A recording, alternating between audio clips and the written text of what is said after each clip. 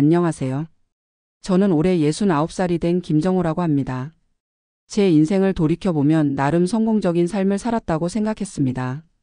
하지만 요즘은 친구들이 하나둘 세상을 떠나면서 외로움이 커져가고 있어요. 저는 30년 넘게 대형 의류 무역 회사에서 해외 영업부장으로 일했습니다. 영어와 중국어를 능숙하게 구사했기에 회사에서는 없어서는 안 될 인재로 인정받았죠. 해외 출장도 많이 다니고 다양한 나라의 사람들과 교류하며 보람찬 직장 생활을 했습니다. 아내와는 대학교 동아리에서 만나 연애 결혼을 했고 아들 하나, 딸 하나를 두었습니다. 제가 65살에 퇴직할 때까지 우리 가족은 큰 어려움 없이 살았습니다.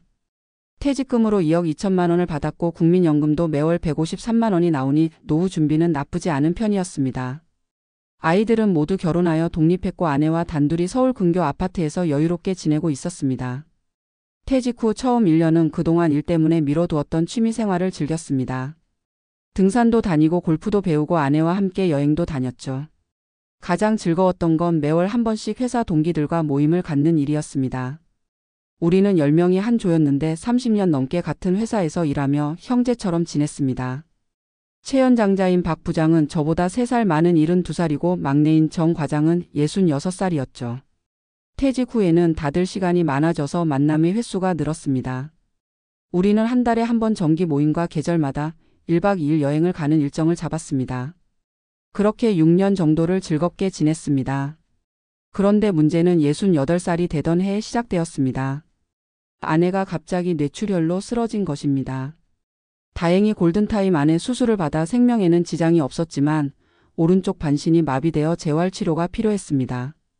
처음에는 재활병원에 입원시켰지만 비용이 너무 많이 들어 3달 후 집으로 모셔왔습니다.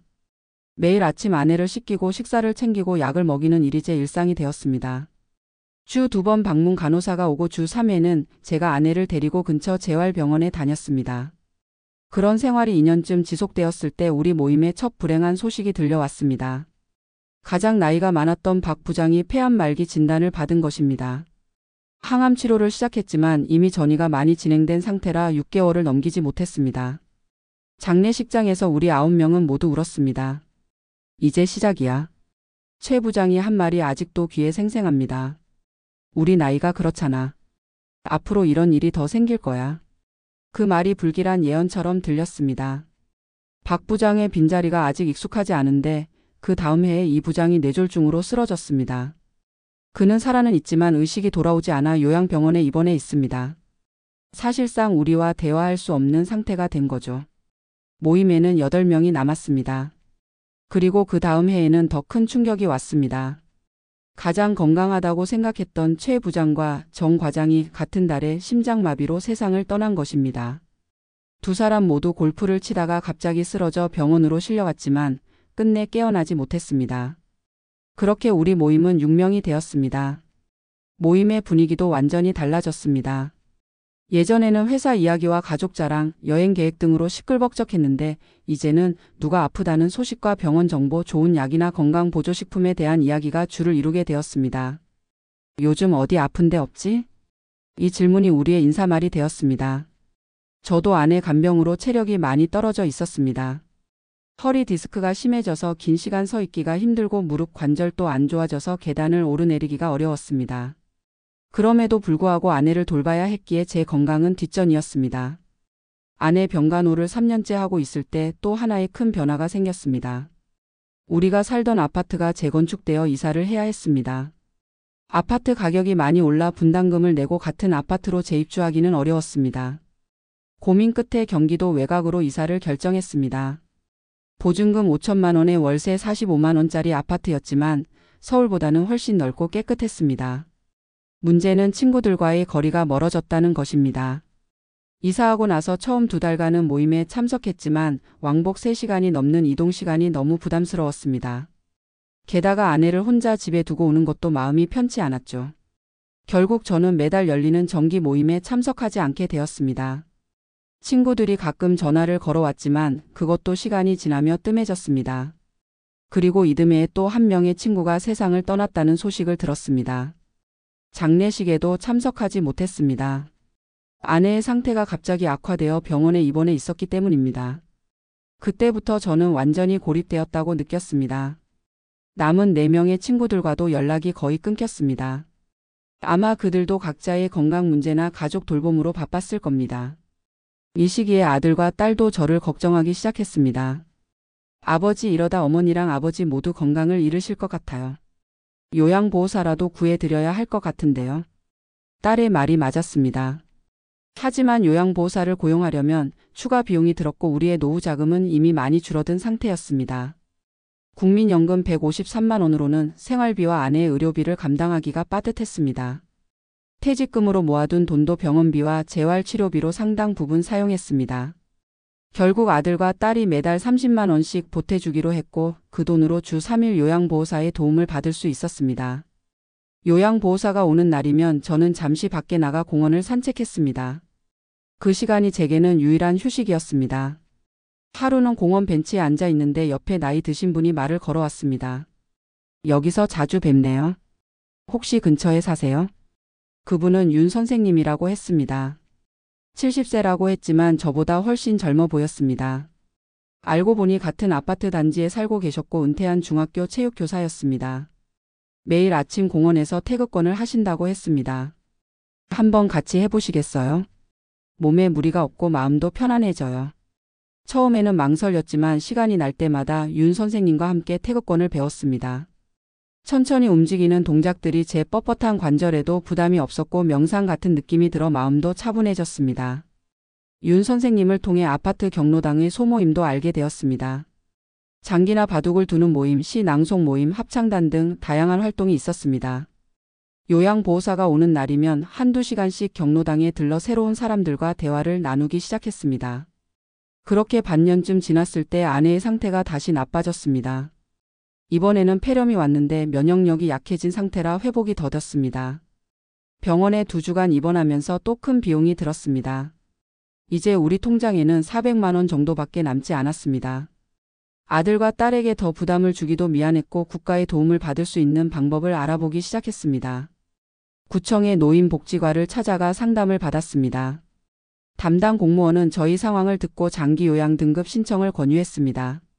아내분께서 장기요양 3등급 정도는 받으실 수 있을 것 같습니다.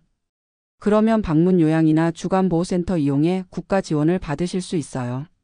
신청 서류를 작성하고 한 달 후 판정을 받았습니다.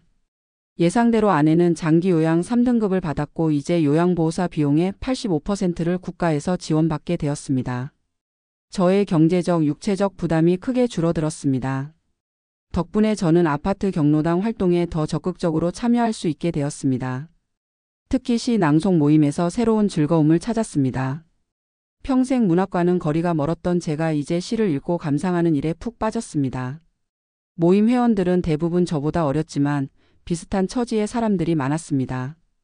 배우자를 먼저 떠나보낸 분들, 자녀들과 멀리 떨어져 사는 분들, 질병으로 고생하는 분들. 우리는 시를 통해 서로의 아픔과 기쁨을 나누었습니다.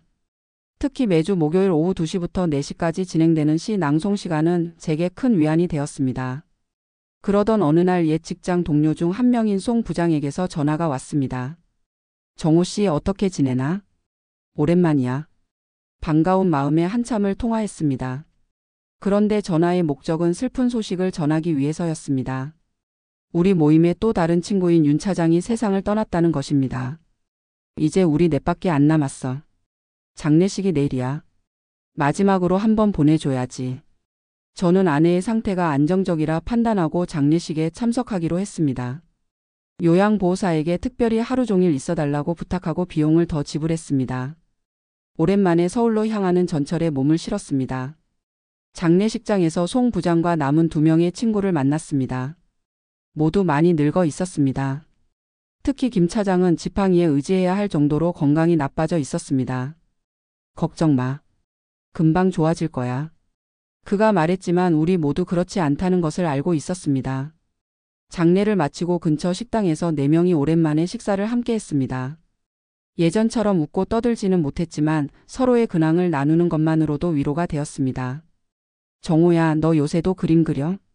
송 부장의 질문에 저는 잠시 당황했습니다. 젊었을 때 취미로 그림을 그렸던 것을 기억하고 있었던 것입니다.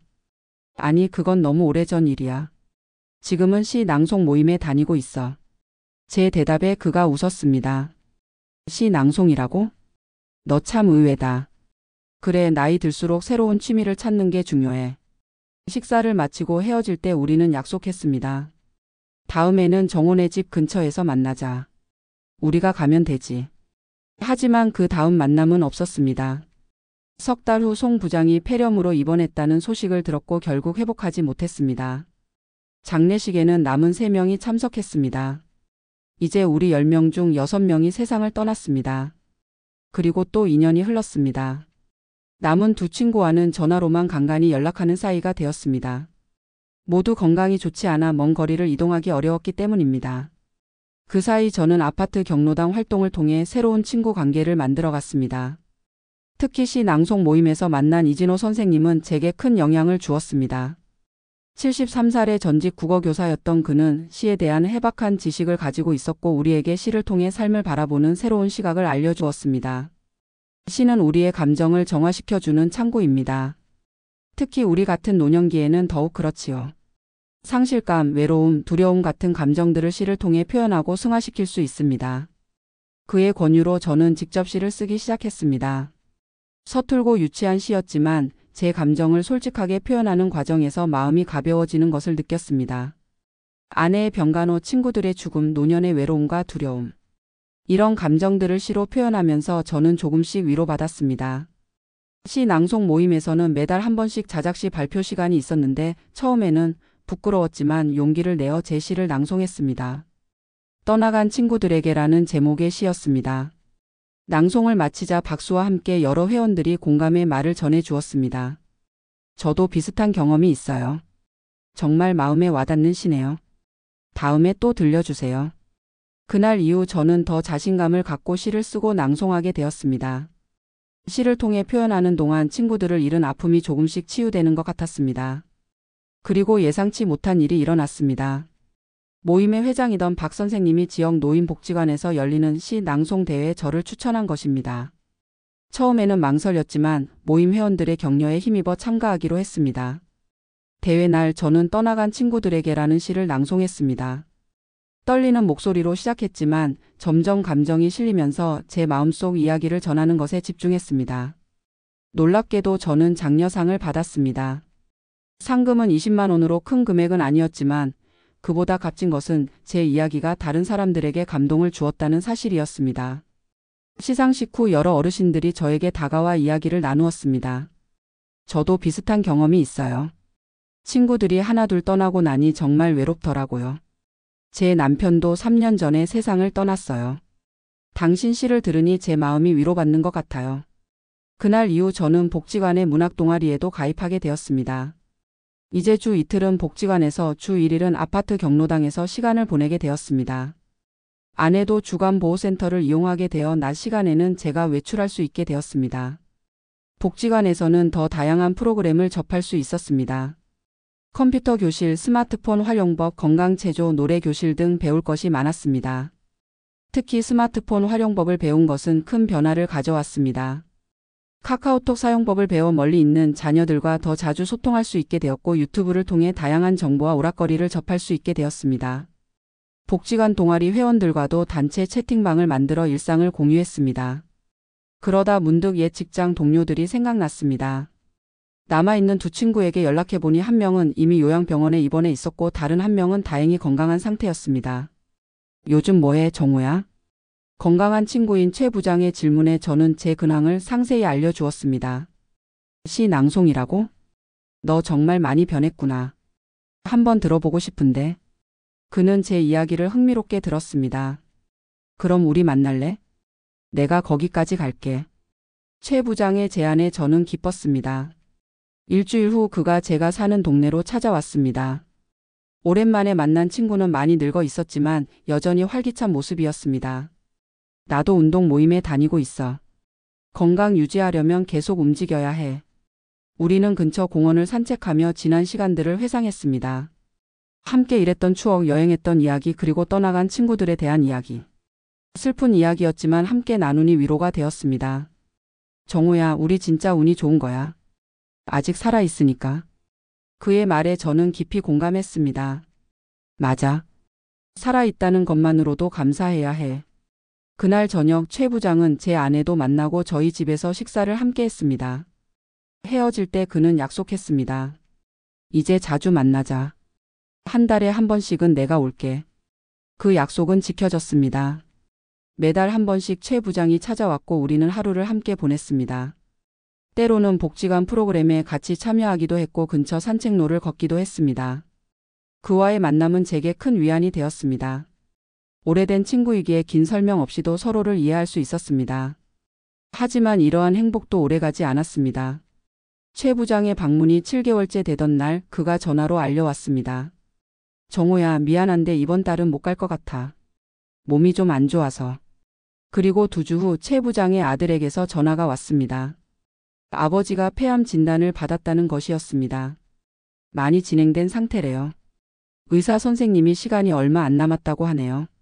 충격적인 소식에 저는 바로 서울로 달려갔습니다. 병원에 누워있는 최 부장은 많이 야위어 있었습니다. 왔구나 정호야. 그는 힘없는 목소리로 저를 반겼습니다. 괜찮아, 내가 여기 있을게. 저는 그의 손을 잡고 말했습니다. 그날 저는 병실에서 밤을 새웠습니다. 우리는 많은 이야기를 나눴습니다. 젊었을 때의 꿈, 이루지 못한 소망, 후회되는 일들, 그리고 삶의 의미에 대해. 정호야, 나는 행복했어. 좋은 친구들이 있어서. 그의 말에 저는 눈물을 흘렸습니다. 나도 행복했어. 너희들이 있어서. 최 부장은 한 달을 더 버티지 못했습니다. 그가 세상을 떠난 후 저는 깊은 슬픔에 빠졌습니다. 이제 우리 10명 중 9명이 세상을 떠났고 오직 저 혼자만 남았습니다. 최 부장의 장례식을 마치고 집으로 돌아오는 길이 너무 외로웠습니다. 전철 안에서 창밖을 바라보며 생각했습니다. 왜 나만 남았을까? 내가 마지막이라는 건 어떤 의미일까? 집에 돌아와 아내에게 이야기를 했지만 그녀는 이해하지 못했습니다. 아내의 인지 능력이 많이 떨어져 있어서 복잡한 대화가 어려운 상태였습니다. 그날 밤 저는 오랜만에 소주 한 병을 마셨습니다. 술에 취해 누워 있는데 문득 젊었을 때 읽었던 소설의 한 구절이 생각났습니다. 마지막 사람에게는 마지막 임무가 있다. 그 문장이 제 마음속에 울렸습니다. 다음 날 아침 저는 일찍 일어나 공책을 펼쳤습니다. 우리 10명의 이야기를 기록하기 시작했습니다. 처음 만났던 날부터 함께 일했던 시간들, 퇴직 후의 여행, 그리고 한 명씩 세상을 떠나는 과정까지. 그것은 단순한 기록이 아니라 우리의 우정과 삶에 대한 헌사였습니다. 일주일 동안 매일 아침 3시간씩 글을 썼습니다. 그리고 그 글을 시로 다듬었습니다. 10개의 별이 지다라는 제목의 긴 연작시였습니다. 복지관 문학 동아리에서 이 시를 발표했을 때 모두들 깊은 감동을 받았습니다. 김 선생님, 이 시를 책으로 출판해 보는 게 어떨까요? 동아리 지도 선생님이 제안했습니다. 처음에는 망설였지만 친구들의 이야기가 잊히지 않기를 바라는 마음에 용기를 냈습니다. 복지관의 도움으로 지역문화재단의 노인 창작 지원 사업에 응모했고 소액의 출판 지원금을 받게 되었습니다. 자비를 조금 보태 마침내 저의 첫 시집이 출판되었습니다. 10개의 별이 지다 마이너스 김정호 시집. 얇은 책이었지만 제 인생의 가장 소중한 결실이었습니다. 출판 기념회는 복지관 강당에서 열렸습니다. 시 낭송 모임과 문학 동아리 회원들, 그리고 저를 아는 어르신들이 참석했습니다. 놀랍게도 떠나간 친구들의 가족들도 몇 명 참석했습니다. 최 부장의 아들, 박 부장의 부인, 정 과장의 딸. 그들은 제 시를 통해 자신들의 가족을 다시 만나는 것 같다고 말했습니다. 아버지의 친구분들 이야기를 들으니 아버지가 어떤 분이셨는지 더 잘 알게 되었어요. 정 과장의 딸이 말했습니다. 그날 저는 책에서 몇 편의 시를 낭송했습니다. 마지막으로 마지막 사람의 임무라는 시를 읽었습니다. 나는 남겨졌다. 10개의 별 중 마지막 하나로. 나의 임무는 기억하는 것. 우리가 함께 웃고 울고 살았던 시간을. 나는 증언한다. 우리가 여기 있었음을. 우리의 삶이 의미 있었음을. 나는 약속한다. 언젠가 다시 만날 때까지. 우리의 이야기를 간직하겠노라고. 낭송을 마치자 모두가 일어나 박수를 보내주었습니다. 그날 이후 저의 삶은 새로운 의미를 찾았습니다. 이제 저는 단순히 외로운 노인이 아니라 이야기를 간직한 사람, 기억을 전하는 사람이 되었습니다. 복지관에서는 제게 시 창작 수업을 맡아달라고 제안했습니다. 선생님의 경험이 다른 어르신들에게 큰 도움이 될 것 같아요. 처음에는 자신이 없었지만 용기를 내어 수업을 시작했습니다. 매주 2시간 6명의 어르신들과 함께 시를 쓰고 낭송하는 시간을 가졌습니다. 학생들은 대부분 70대에서 80대였고 저마다의 인생 이야기를 갖고 있었습니다. 그들의 이야기를 듣고 시로 표현하도록 돕는 과정에서 저 역시 많은 것을 배웠습니다. 상실의 아픔은 저만의 것이 아니었습니다. 모두가 각자의 방식으로 상실과 외로움을 경험하고 있었죠. 김 선생님, 시를 쓰면서 처음으로 남편에 대한 그리움을 표현할 수 있었어요. 한 여성 어르신이 말씀하셨습니다. 글로 써내려가니 마음이 조금 가벼워지는 것 같아요. 다른 분은 이렇게 말했습니다. 이런 반응들이 제게는 큰 위안이 되었습니다. 저의 경험과 아픔이 다른 사람들에게 도움이 될 수 있다는 사실이 기뻤습니다. 수업이 1년째 접어들 무렵 복지관에서 제안이 왔습니다. 학생들의 작품을 모아 작은 문집을 만들자는 것이었습니다. 모두가 열정적으로 동참했고 각자의 최고 작품을 선정했습니다. 기억의 조각들 마이너스 노송 시창작반 작품집이라는 제목으로 소책자가 만들어졌습니다. 비용 문제로 50부만 인쇄했지만 모두에게 소중한 성취였습니다. 작품집 출간 기념으로 작은 발표회를 열었습니다. 가족들과 복지관 회원들이 참석한 가운데 각자 자신의 시를 낭송했습니다. 발표회가 끝난 후 한 젊은 여성이 저에게 다가왔습니다. 안녕하세요. 저는 지역 신문 기자입니다. 선생님의 이야기를 들어보고 싶은데요. 그녀는 어르신들의 시 창작 활동과 그 치유적 효과에 관한 기사를 쓰고 싶다고 했습니다. 인터뷰에서 저는 친구들을 잃은 경험과 시를 통해 위로를 찾게 된 과정, 그리고 다른 어르신들과 함께 성장해가는 이야기를 솔직하게 나눴습니다. 노년기의 외로움은 피할 수 없는 현실입니다. 하지만 그 외로움을 창조적인 에너지로 전환할 수 있다면 우리의 삶은 여전히 의미가 있습니다. 그 기사가 신문에 실린 후 예상치 못한 반응이 왔습니다. 인근 다른 복지관에서도 저를 초청해 시 창작 특강을 해달라는 요청이 들어온 것입니다. 그렇게 저는 70살이 되어 새로운 일을 시작하게 되었습니다. 한 달에 2번 다른 복지관을 방문해 특강을 진행했습니다. 강의료는 많지 않았지만 교통비와 식사비를 지원받아 부담 없이 할 수 있었습니다. 무엇보다 더 많은 사람들과 만나고 이야기를 나눌 수 있다는 것이 좋았습니다. 특강을 통해 만난 어르신들 중에는 저와 비슷한 경험을 한 분들이 많았습니다. 저도 작년에 가장 친한 친구를 잃었어요. 아직도 매일 아침 전화하고 싶은 충동이 들어요. 83세 할머니가 말씀하셨습니다. 평생 함께 한 아내가 치매로 나를 알아보지 못할 때 정말 외롭더라고요. 75세 할아버지는 눈물을 훔치며 말했습니다. 이런 이야기들을 들으며 저는 깨달았습니다. 우리 모두는 각자의 방식으로 상실을 경험하고 있지만 그 경험을 나누는 것만으로도 서로에게 큰 위안이 된다는 것을. 그리고 제 아내의 상태는 점점 나빠졌습니다. 이제는 거의 대화가 불가능해졌고 저를 알아보지 못하는 날도 많아졌습니다. 의사는 혈관성 치매가 진행되고 있다고 했습니다. 요양보호사의 도움을 더 많이 받게 되었고 주간보호센터도 주 5일 이용하게 되었습니다. 그럼에도 저는 아내를 집에서 모시기로 했습니다. 아이들은 요양원을 권했지만 저는 마지막까지 함께 있고 싶었습니다. 당신이 날 알아보지 못해도 난 당신을 알아봐요. 매일 아침 아내에게 이렇게 말하며 하루를 시작했습니다. 간병의 부담이 컸지만 시 창작과 강의 활동은 제게 중요한 탈출구가 되었습니다. 그리고 놀랍게도 아내는 가끔씩 제 시를 들을 때만 반응을 보였습니다. 특히 우리의 젊은 시절을 담은 시를 낭송할 때면 미소를 짓곤 했습니다. 당신과 나 한강변을 걷던 그날. 벚꽃이 우리 머리 위로 흩날리던 순간. 세상의 모든 시간이 멈춘 것 같았지. 그때 당신의 미소가 내 인생의 봄이었네.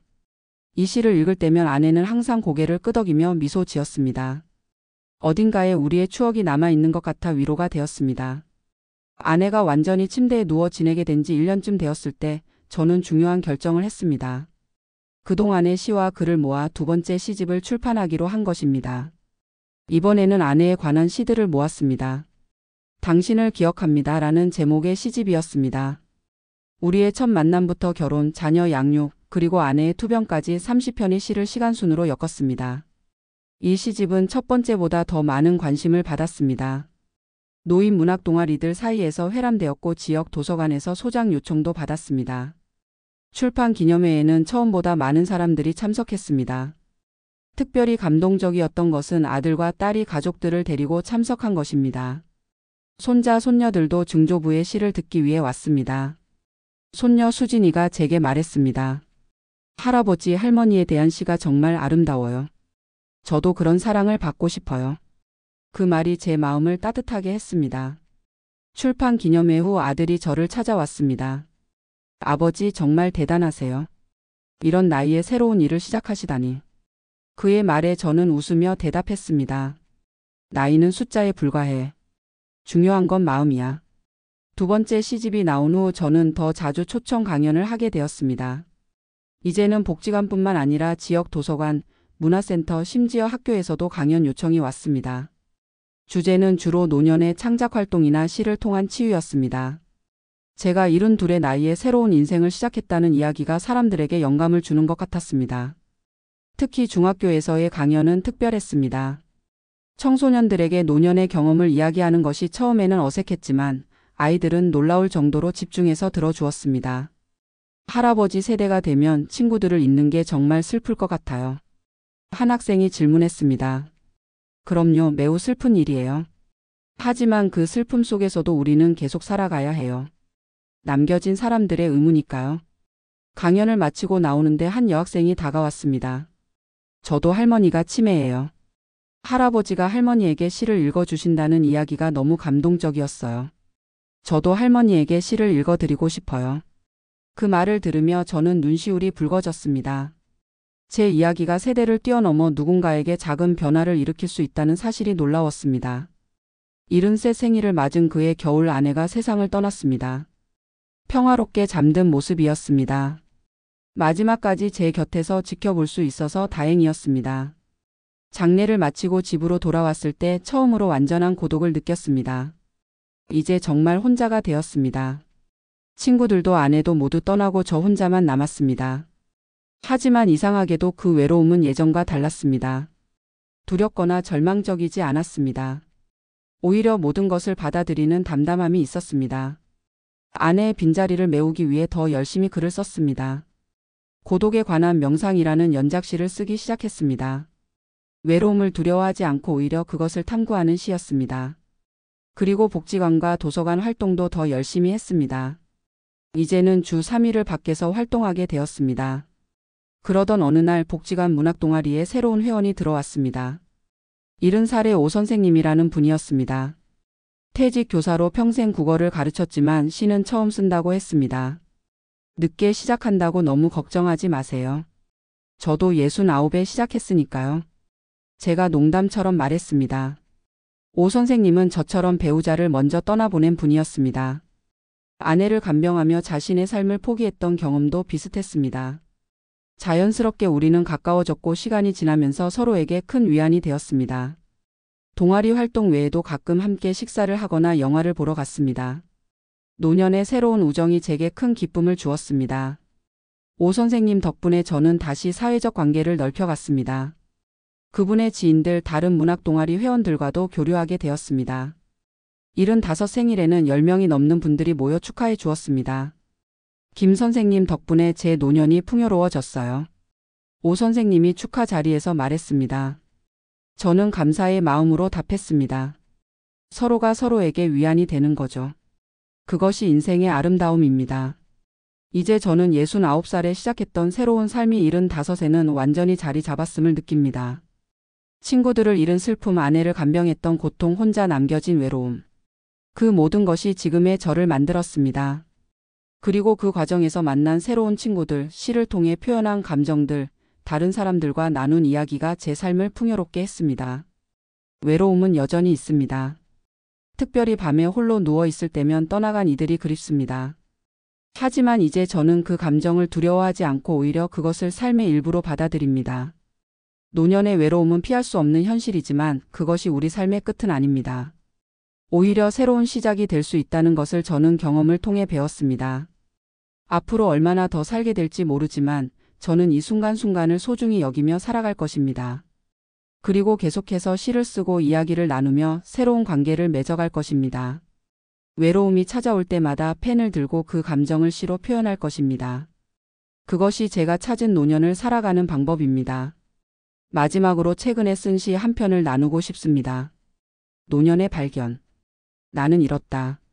친구들을, 아내를, 젊음을. 그러나 나는 찾았다. 글쓰기의 기쁨, 새로운 만남의 설렘, 고독의 지혜를. 노년은 끝이 아니라 또 다른 시작임을 배웠다. 상실 속에서도 발견할 수 있음을, 외로움 속에서도 창조할 수 있음을. 이제 나는 안다. 인생의 가장 아름다운 시는 마지막 페이지에 쓰여진다는 것을.